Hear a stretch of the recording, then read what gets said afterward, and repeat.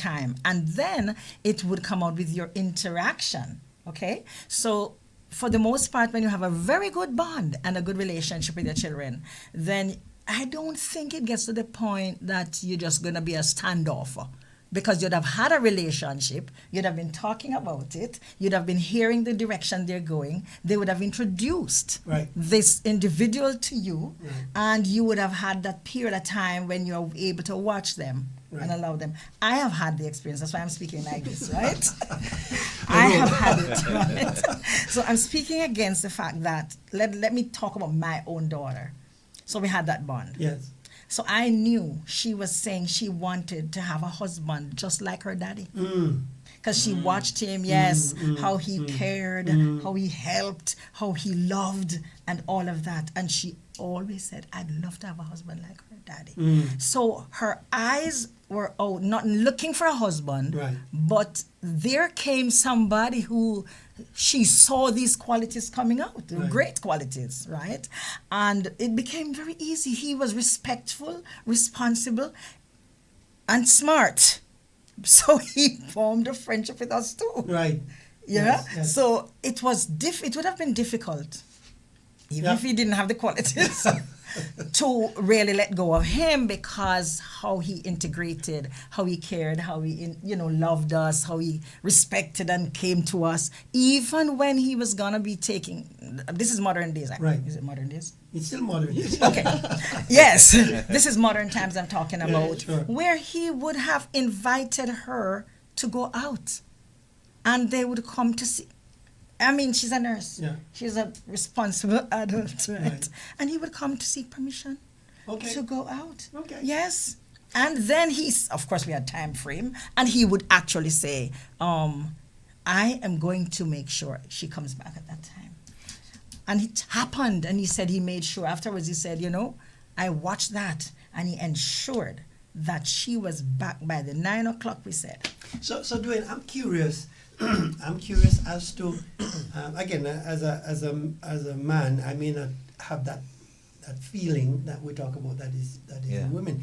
But and Dr. I'm going to stay with you a little bit. I'm curious as to what does a mother do when that feeling, that what we call that intuitive feeling, when you don't approve, when you do not approve, and your child insists this is the one I love, and this one I love is going to be my choice, and I'm the one going to be married to them. What does it do to a mom when you have that strong feeling that this is not good, but your child insists there? I have seen it happen, not with me now. I've seen it happen. And my advice would be to have this discussion, all right? Talk about this. And it's okay to be assertive and explain what is it you're seeing, Yes. And then you're not going to say, I'm going to tell you I told you so. But you want to make sure they understand where you're coming from. And then we have to step back. Yes. There's no reason for us to keep doing the things that are outside of our control. Because that's certainly outside of our pay grade and out of our control. So you'll talk about it first. I think that's a very, and I don't want this to be missed, the idea of giving your advice, giving your counsel, and step back. Step back. Yes. Because that's your role as a parent. Yes. You want to be able to say, okay, sweetheart, to be honest with you, I know you love this person, but this is what I'm seeing, this is what I'm feeling. I am not too sure that are you sure this is where you want to go? Because X, Y, and Z. And then you lay that. Of course, that should have some effect on that child somehow. And then step back and let them make that decision. I need to add to counseling. Yes. Is integral. Yeah, well, we'll come to that. So then you would want to help in that discussion to lead them into that direction and say, you know what, before you do anything, make sure you go through the right channels. So then and then you step back. There are several examples in the Bible with this same situation. He's the pastor, I'm not the pastor, but I heard some of the stories. The prodigal father. was placed in that situation. Yeah. It wasn't a case of marriage or choosing a partner, but it was a serious case of listen, I want my inheritance. I know how to spend it. I want to spend it my way. Yes. True. Right? Yeah, the principle it remains the same. Yep. Yeah. And out of love, the father, though I'm sure the father would have said, this is not the right thing to do, but it's yours. Yeah. And I guess what you're saying, the father did not prevent him from going. That's right. Which is step back. Yeah. Which is something that I'm gonna tell you that God gave to everybody. Freedom of choice. Yes. It doesn't give you that grudgingly. So if you choose to do this, He will still love you, and because He didn't give you your choices arrogantly, you will always find love in Him, and you'll come back. Yeah. So if your daughter or son chose to do something that you didn't approve of, you told them your situation and you backed off, they will find a way to come back to you. Yeah. That's correct. I may add something to that though. There is something that is important that we all miss. That when we get married into a family. Yeah. Entire family is married. Yes. When there's a divorce, it is the entire family being divorced. Yes. Because the pain and the all of these emotions, we all feel it, right? At different levels, of course. But when there's love and we have this togetherness, it is something that we need to have individuals understand that it is not because I want it, but it is also that I must know that life goes on and we are all in this thing together. So you're going to be loving anyway. Yeah.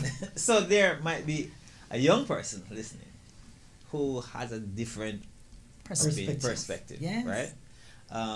Because what we're speaking of now is baby boomers conversation. It's not millennial, right? So Or post-millennial. right. So we grew up in an era where a boy is supposed to have his hair properly cut and whatever it is. But now here comes a guy in the house who is very decent as far as our family values teach. Right?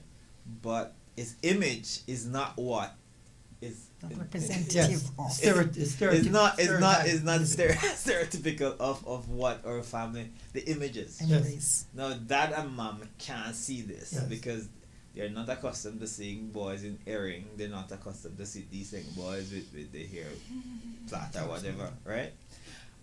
But she saw him and she saw all the qualities of her dad in him. But because he came to the house, you have this mindset that this is not what a husband should look like, right? You think that. So we should get to know them. What do you do? We should get to know them because that's not all. Yeah. That's not all there is. Yeah. I think we should just have that dialogue, discuss it, because if you have a hunch, a little tug, right? Yeah. It's okay to identify it and talk about it. Yes. And then of course we'll get a better understanding. But we need to know the person. Yes. We need to know the person first. Yeah, I think such a good point you're bringing up. And if you're just joining us, we're talking about family matters here at Praise 87.9. When we and how we and I think the core of this conversation is to ensure that we start right, that we start the family right. How do we make the right choices? Because some of the calamities and the traumas that we see family members go through, it is because the starting was wrong. We started on the wrong footing. Yeah. And so I think the conversation is very valuable this morning. So on the point of the millennial dressing certain ways can be a big turn off if and what is happening here, Dwayne, is that you may have a baby boomer who is a parent, Yes. right, Yes. with a child who is a millennial, That is even something else. right? Yes. Right, so you have two generational types Yes. that are you're struggling between two Yes, generational yes. types, and so I think that's where the point comes over. Yeah. And it's a very germane point because the baby boomers, will be more likely to have a turn off just by the appearance. But I have seen in many, many instances where beyond the appearance are people with Qualities. very good values, qualities, attitudes, attributes, right? Yes. Yeah. Yes. That are there. And if you work with these individuals, if you can identify these values and these attributes and these principles, then very likely the appearance will change after a while, course. Yes, right? yes. So I would I say love them. don't let the appearance per se be the defining fault. I don't Do the love, do the love. Sophia, you are very much Very- with the younger generation. You deal with them. Oh, yes. You may want to speak to this. I don't know your view on it. Yes, I agree with the point that you're making, that you have to be accepting of them. Yeah. And as Dr. Lati pointed out, get to know the person, Yeah. because beneath that, Yes. you may discover quite a very sweet and nice and Yeah. cordial, Yeah. courteous individual. And it is important that we recognize that things have changed. Things are And different. yes, and what is going to be of importance is that the person that is courting know that you have set the foundation. They know the values, the attitudes that are important. And you don't necessarily set out to change the person, because that's Right. outside of your control. Right. But you encourage the person that what you're seeing on the inside should reflect on the outside. But how does that look? I mean, why? I mean, why shouldn't it be braided hair for a guy if inside is good? What makes a haircut being the right image Yeah. of a good person It as could be opposed to societal. a properly braided Yeah, hair? it is. Societal, you're hitting a and point. fitting in with Yeah, the peers, yeah. fitting in with the Yeah, group, yeah. and all of that, without noticing the other side of it. I suppose eventually, if they have come, if you love them in, they may eventually see, and you talk about it, and they really love you. So- They'll understand that, oh, this may not be acceptable here, or this is it can be acceptable. It depends on how you treat it, you know. Yeah. So 'Cause they societal come in, norms, you see, doesn't Yeah. dictate. are powerful, Yeah. right? And they tend to determine what is normal from what is abnormal. Yeah. Right. So in But this, there's also new normals. yes, exactly. Yeah. And so and that's the point Sophia is making.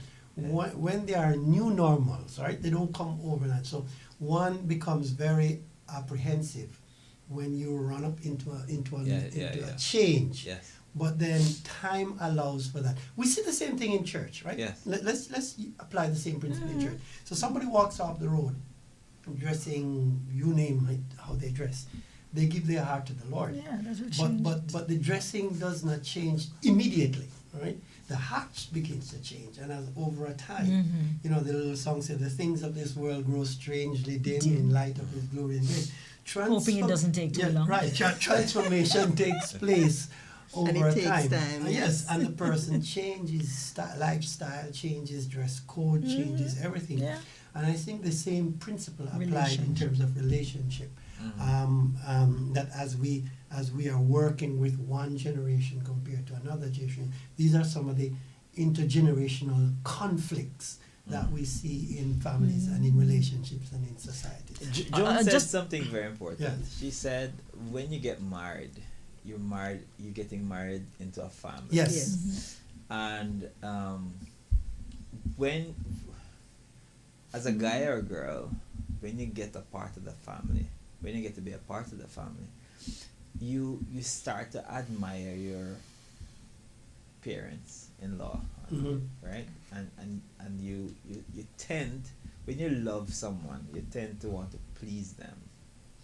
And if you find that, though they may not say it, but you find that they look a little uncomfortable with something, Or you don't fit in. or you don't You don't fit feel in, it. you don't feel like you're fitting Right. in. You're gonna want to fit in because it's such a great unit, and you're so proud to be a part of it.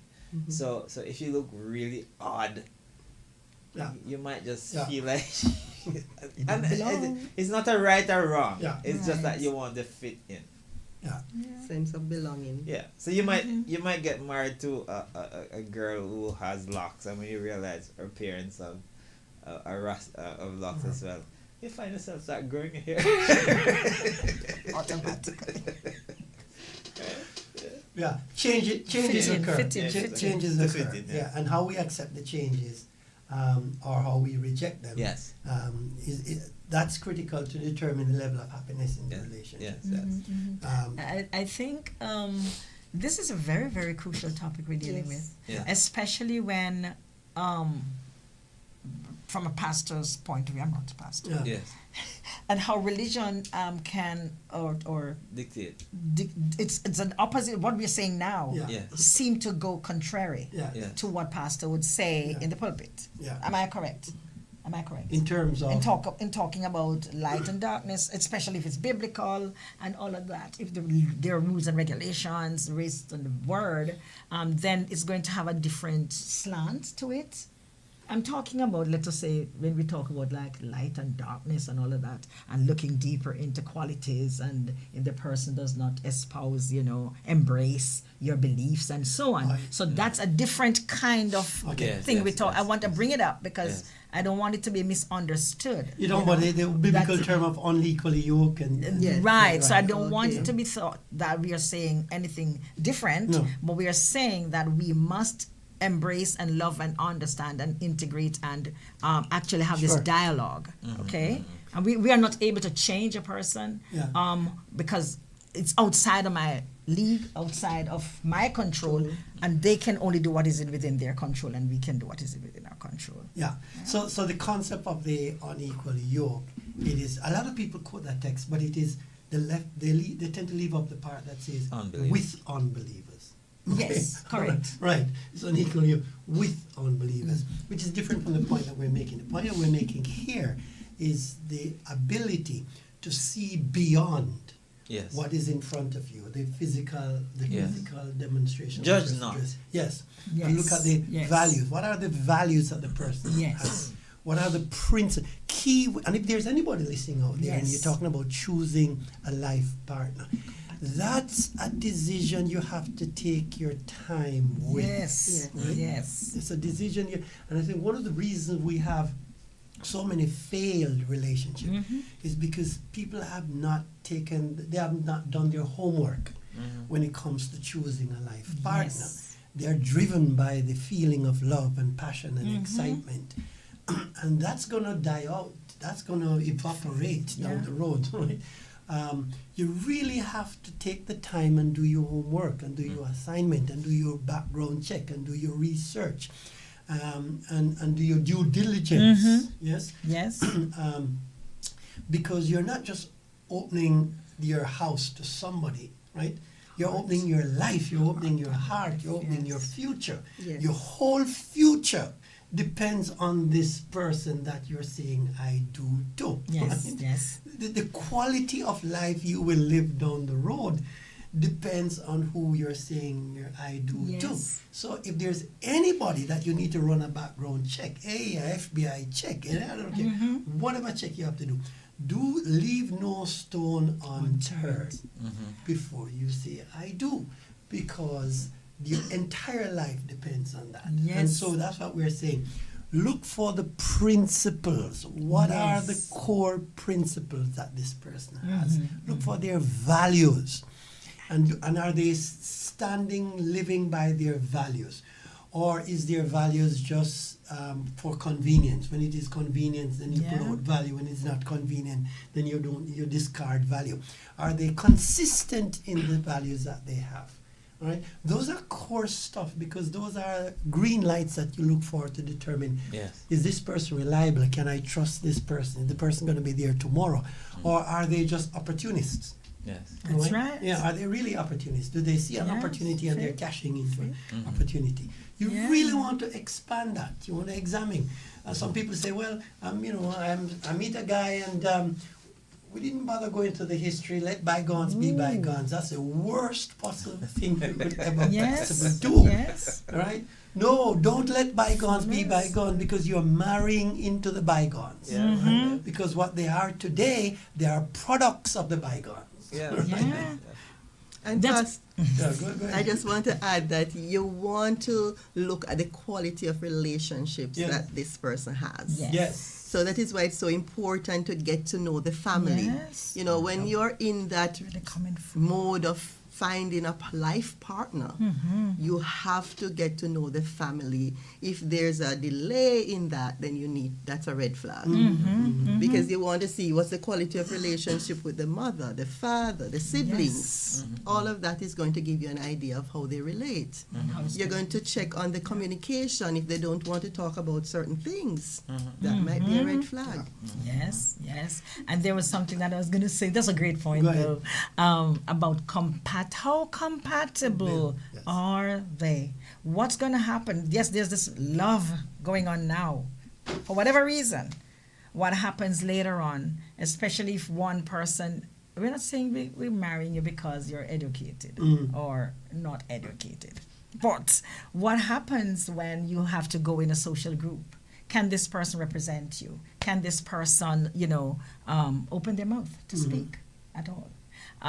Other things, how does this person fit in? Do they espouse some of your values or none at all? And we need to that's another red flag. Because later on, we're going to find out that there's going to be a distancing and a discomfort in this relationship. Okay, so that is something we need to look out for as well. Not that we're discriminating and all of that, but we need to ensure that we're going to be comfortable in this Sure. relationship. As you touch on that, Dr. Latti, we find that a lot of women are getting degrees and seeking higher education, and a lot of our men are more skill-based. I want to encourage you that that's not a deterrent. There are very good skilled professionals out there. They're not going into the school and seeking the academic, Right. But they're very good vocationally, and they are striving to be at the top of their game, and they are going and getting licensed and Yes. certified in their field. And they get And earning, they're better earning yes. too. Yeah. So They get I better just want to earning. let you know that that's That's not not a deterrent. what, no. Yeah. I think the So key that's to- not what I'm I think the key to relating that point is the word ambition. Yes. Yes. You really need to find somebody with ambition. Yes. Yes. Your Yes. grandma used to say ambition will take you That's through the true. world. Yeah, somebody who has a drive, somebody who will not fold their arms and say the system, the system Yes. fighting with the system.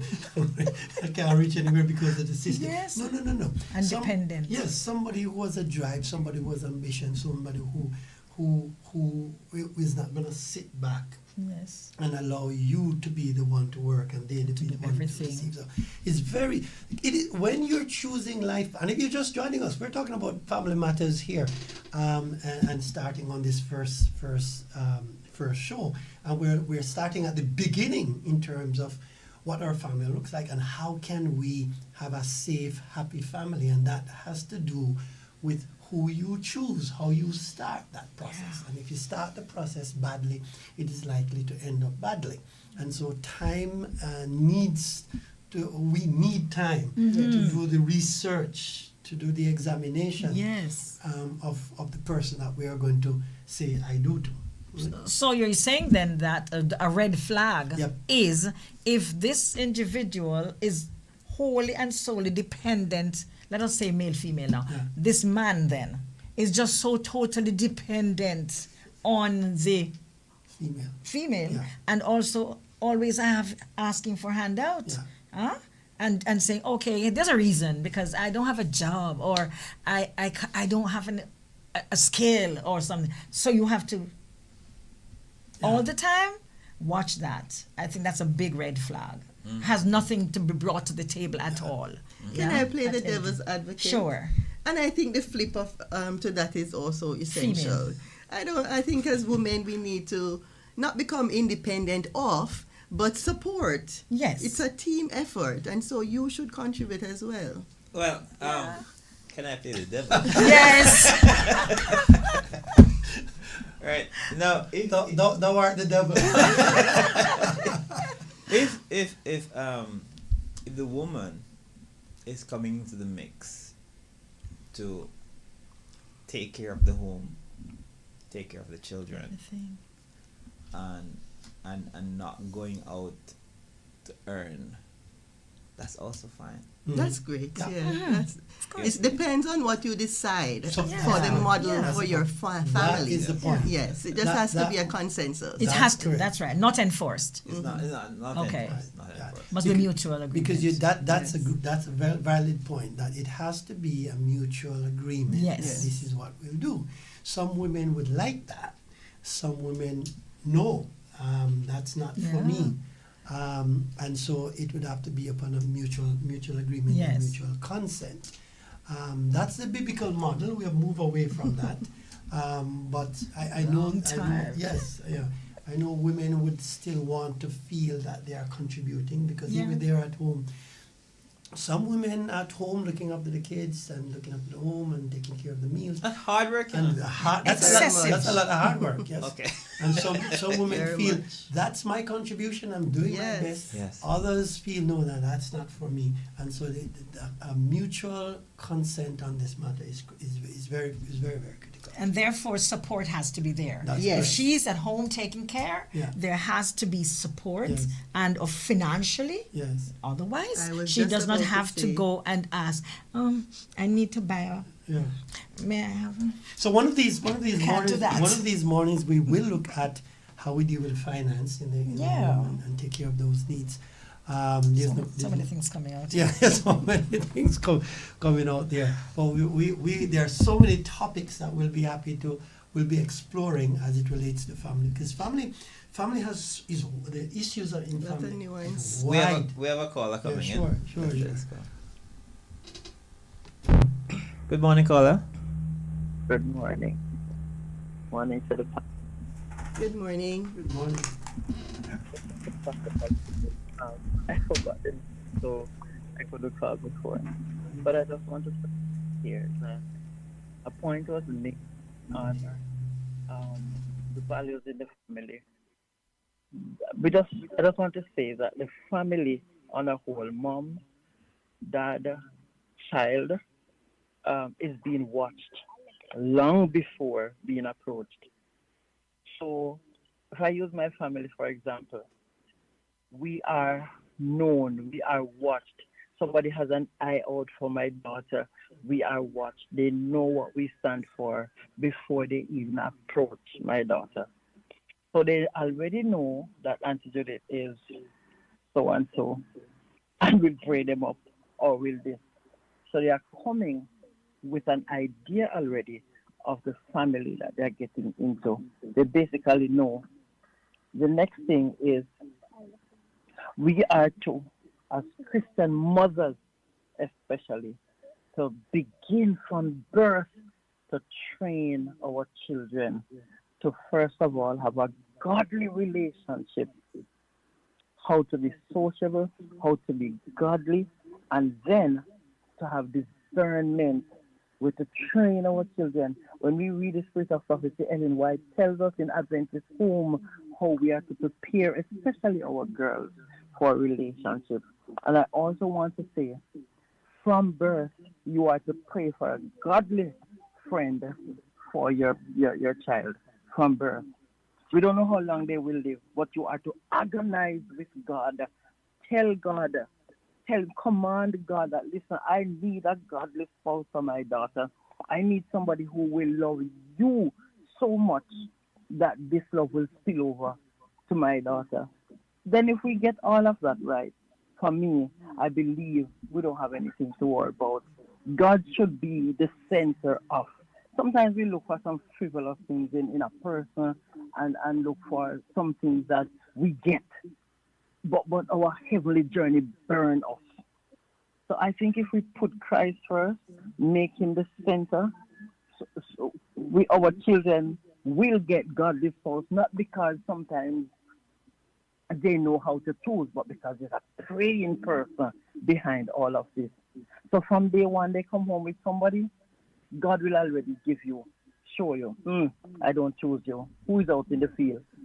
Come with the other son. I don't choose you. There's one out in the field. I don't choose you. There's one out in the field.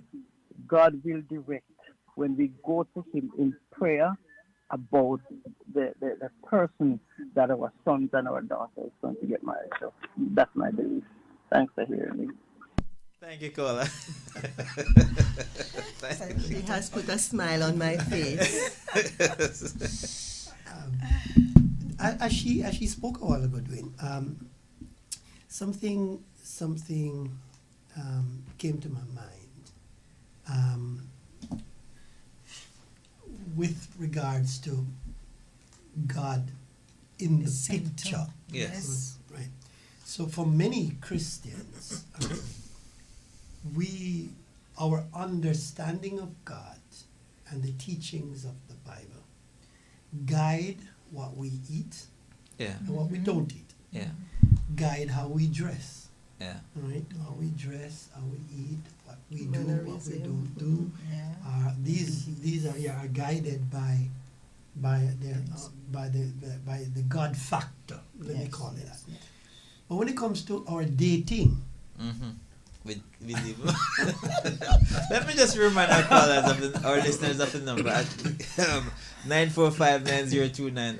Listen. I find it very strange, like very, very strange. You would choose which school your child go to. yeah, Well, that's not a child's decision. right, You would choose which doctor they go to. It's not their decision No. when you're sick, that's correct. right? You choose all of this stuff as a child, but if at 11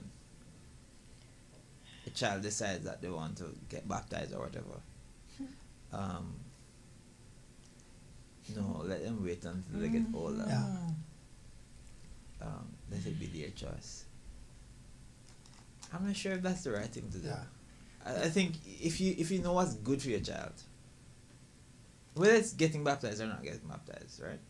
I just think if you want what is good for your child and you're older and this is your child and you want the best version of them, then you should direct them. And directing them in the arms of the Lord Yeah. has to be the best decision. Yes. And and as the caller It's the said, best for you. Yes. Why not your child? exactly. Yes. And as the caller said a while ago, if you have that God factor in you, Yeah. then even in our choices Of our life's Right. partner, in our dating process, that God factor is supposed to guide us That's as to correct. who we have chosen. But what happened in many occasions, that's the area that we really don't bring God in many times. Yes, Until later. Until No late, problem. precisely Yes. until later. Right? And so I'm suggesting that the same God factor that we use to determine how we live in all other areas, that we carry that God factor in the choices that we make about our spouse. And when we are dating, Yes. what we do, what we don't do, where we go, where we don't go, all of that is guided. And the caller is right. You travel a safe road when you carry that God factor. Yes. Yes. And I could add, the institution itself was done by God. God Yes. performed the first marriage. Yes. And so why should we now, what's happening now is that we have deviated. We don't, That's the we're point. going to get married. We don't remember that God had anything to do with it. That is correct. Yeah? Or no, you go to the church. No, you go to the church, and if you go. Some if people you go don't- to the church There are so and do the pledges. there are so many marriages now that don't even bother with church. With the church. Right? You get a Officer? a officer or a JP or Yeah. you go down the seaside and you say a few Yeah. things and you marry. Now that's a legal marriage, but we must never forget the that origin. marriage is an institution created by God, designed by God, Yes. highly religious, highly spiritual, highly sanctified by God. Right? And therefore, God expects that mentality when we decide to get married, and we don't trivialize it to some commercial transaction or some legal transaction down the road. It's a product of God's creative power. Yes. Well, That's true. what do you say to the person who look in the same Bible and say, take a man, a woman, and Yeah, and there's no text in the Bible that says that. yeah, but you know, people would say that. There are people. Yeah, the Rastaman Rasta says says, that. the Rasta But says. there's no text. That's not biblical at all. Yes. There's absolutely there's no way. In fact, on the contrary, that what we see in Bible is that even though Adam and Eve were the only two human beings on the planet, God still married them. He did.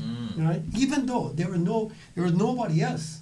And just think about it. If they are the only person on the planet, why marry them? Ain't nobody saying, oh, it's a shame you guys not married. No, God He still did. married He them. did. And we know that Exactly. because the Bible says, therefore shall a man leave his mother and Yes. father and cleave to his wife. Yes. So Eve became His wife. The text moved from a woman to wife. Right? I know we just have like 5 minutes left, Yeah. and this might be for another program, but I'm sure there are perversions to what family is, Yeah. Wow. the family model is. Yeah. And you keep saying Adam wife, and she moved from woman To wife, yes. And we have seen where in that's becoming quite a new normal, Yeah. where wife is not necessarily woman. Yeah. And that's not a new normal, that's an abnormal. Not normal. Right? That is, Not Right, new. abnormal. that's an sorry, abnormal, yes. yes. Because wife is still legally designated as a woman who has been married, right? But of course there are different, what I call perversion Yes. of marriage, Yeah. right? Marriage in its purity, as God gave it, is between you cannot, as I said to some people the other, you can't improve on what God does, right? You can't correct what God does. So if God says marriage is between a man and a woman, you can't correct that. You can't improve on that, because God is always right and is always best and is nothing beyond that. And so since he was the creator, he set that as the divine model that we follow. Anything apart from that is a deviation from what God has. And it's not designed to work, you know. And it's not designed to It's work. not designed to It work. cannot work. If you come in here and you want to get the lights on, It cannot work. right? And you have the plug, Yeah. but all you look around is male plugs. You have no light. You have no light. Precisely. Designed to work. It's not designed. Not designed to work. It is what the Bible refers to as against nature. Yes. Yeah. yes, Right, yes. in Romans 1, right? It's unnatural, it's against nature. But back to the concept then as family. God designed it, and as we started earlier, we were saying God did not make us to be solitary beings. He made us to be social beings. Yes, yes. Right? We're not That's why island. He made everything in pairs. Yes. Right? And then say it is not good for man to be alone. alone. So God requires us to be in a family. The family unit is God created, God blessed, God sanctified, and that is why I believe God has an interest Yes. in family working. And so for anybody who having family problems out there, challenges out there, Yes. I would love to leave this point. God who designed it has an interest in it working. And so if you seek his help, you can go to him, say, Lord, you designed this stuff. You know why you designed it. I don't understand why it is creating so much problem for me, but I'm turning it over for you and ask you to fix it. Yes. And the designer is the repairer. Yes. So he needs to be in it from the He beginning. needs to be in it from the beginning. Well, it's been a great morning. It's a good way to start Yep. this new Yep. program.